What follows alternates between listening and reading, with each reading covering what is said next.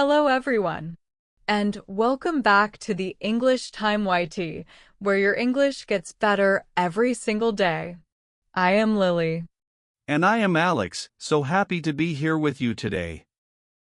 Alex, quick question. What did you do yesterday? Oh. Yesterday, honestly, I'm not sure how to say that correctly in English. That's exactly why today's episode is so important. Today we're talking about the past. How to describe things that already happened.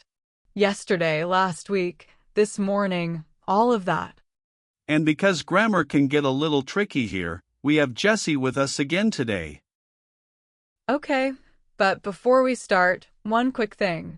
If you're enjoying this, please hit that like button right now. And if you're new here, welcome to the English Time YT. Please subscribe so you never miss a lesson. Share this episode with one friend who is learning English. Just one. Okay, Jessie, the past tense. Where should we start?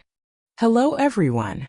Today we're going to start learning how to talk about the past in English, beginning with two very important words, was and were. These words come from am, is, and are, but they're used for things that already happened. For example, today you might say, I am happy. But if you want to talk about yesterday, you would say, I was happy. The word am simply becomes was. The same happens with is. Today you might say, the weather is sunny. But for yesterday you'd say, the weather was cloudy. So remember, am and is both become was in the past. Now let's talk about are. If you say, we are happy today, for the past you would say, we were happy yesterday. Notice that are becomes were, not was. This is important. Was is for I, he, she, and it. Were is for you, we, and they. We use was and were to talk about states, feelings, and locations in the past. For example, I was tired. She was at home. They were at the park. It's a simple but powerful pattern, and once you remember it, you can describe almost any situation from yesterday, last week, or even years ago. That's our first concept for today. That was so clear, Jessie, thank you. Okay, let me try. Yesterday. I was at home in the evening. Perfect. And I was at the supermarket yesterday afternoon. Let's recap quickly. Am and is both become was. And are becomes were for you, we, and they. Was and were describe feelings, states, and locations in the past. But Lily, what about actions? Like things we do, like walk or eat? Let's invite Jessie back to explain that next. We're ready, Jessie. Everyone, let's listen carefully as Jessie explains our second concept today, regular verbs in the past. Welcome back, everyone. Now let's talk about action words, verbs, and how to use them to talk about the past. The good news is, for most verbs in English, this is very simple. We just add ed to the end of the verb. For example, the verb walk becomes walked. So today you might say, I walk in the park, but yesterday you would say, I walked in the park.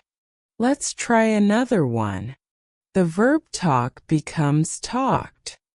Today, I talked to my friend. Yesterday, I talked to my friend on the phone.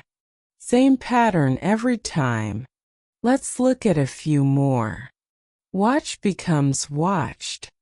I watched a movie last night. Cook becomes cooked. I cooked dinner yesterday. Clean becomes cleaned. And play becomes played. Once you notice this pattern, you'll start seeing it everywhere. Even words like laugh become laughed, and like becomes liked. This single rule, just adding ed, covers the vast majority of verbs in English. Let's put a few together in a short story. Yesterday morning, I walked to a cafe. I listened to music on my headphones. I waited in line and then I ordered a coffee. Notice how natural that sounds. Walked, listened, waited, ordered. All simply add "d" to describe something that already happened. Once you get comfortable with this pattern, talking about your day becomes so much easier. That's our second concept for today. Okay, let me try this. Last night, I cooked dinner for my friend. I cooked chicken and vegetables. My friend liked it a lot. Liked, another ed word. You're getting good at this. Yesterday, I walked to the cafe and I listened to a podcast. Such a simple rule, it covers so many verbs. But Alex, not every verb follows this rule. Some verbs are completely different. They're irregular. Let's invite Jessie back one more time to teach us those. Welcome back. Now let's talk about something a little different: irregular verbs. These are special verbs that do not follow the add-ed rule. Instead, they change completely.